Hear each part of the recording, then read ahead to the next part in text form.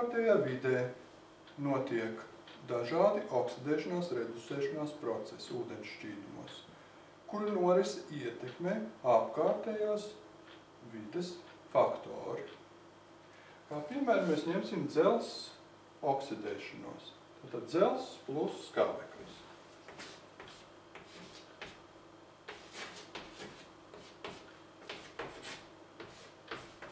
Protams, dzelzs, 2 oksīds.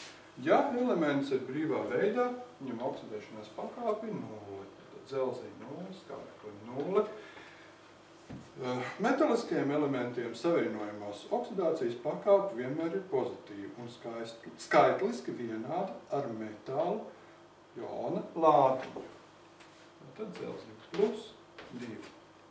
Skābeklim vienmēr mīnus 2. Kad esam uzrakstījuši reakcijas vienādojumu, koeficientus neizliekam. Izrakstam elementus, kuri mainījuši oksidēšanās pakāpi. Kā pirmo ņemsim dzelzi. Tātad dzelzs ar pakāpi 0. Dzelzs ar pakāpi plus 2. Ir jāzina, cik elektronus dzelzs atdos. Šī gadījumā tātad no 0 uz plus 2 dzelzs atdos mīnus 2 elektronus. Kā to uzzināt? Pieņemsim. Mums ir skala. Mīnus gals, pozitīvais gals. Ja dzelzs ir ar elektroniem, tad elektroni ar lādiņu mīnus, mīnus, mīnus. Un ja mēs šos te elektronus dzelzī atņemam, tad kāds dzelzs mums veidosies? Pozitīvs. Un pozitīvs par divām pozitīvām vērtībām. Tas būs dzelzs plus 2. Kā otru elementu ņemsim skābekli. Skābeklis brīvā veidā ar indeksu 2, oksidēšanās pakāpe 0. Un otrā pusē skābeklis tiek pārrakstīts tāds, kāds viņš ir šeit, ar lādiņu, ar oksidēšanās pakāpi mīnus 2. Tātad vienam skābeklim pāries 2 elektroni. Ja mums viņš šeit ir 2, tātad arī šī pusē jāraksta 2 skābekļi plus 4 elektroni.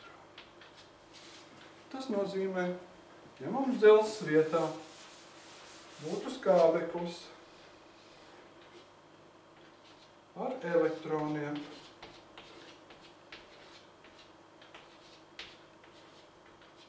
un ja mēs šim skābeklim atņemtu, mēs šim skābeklim pieskaitītu 4 elektronus klāt.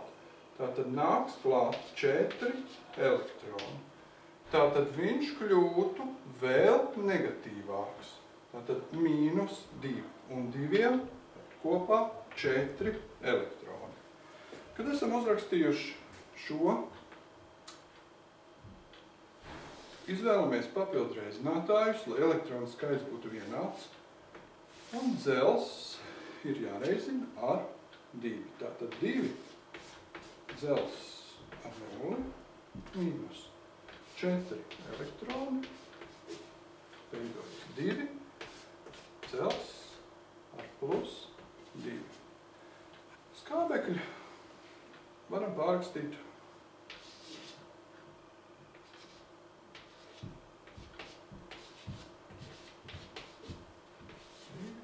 skābekļi ar mīnus 2.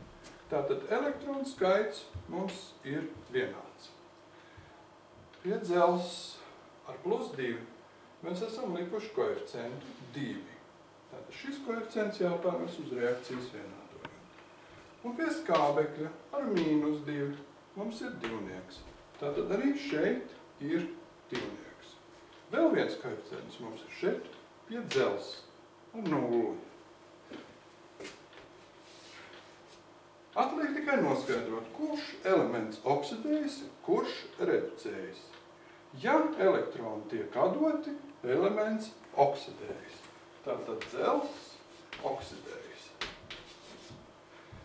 Ja elektroni tiek pievienoti, skābeklis reducējas.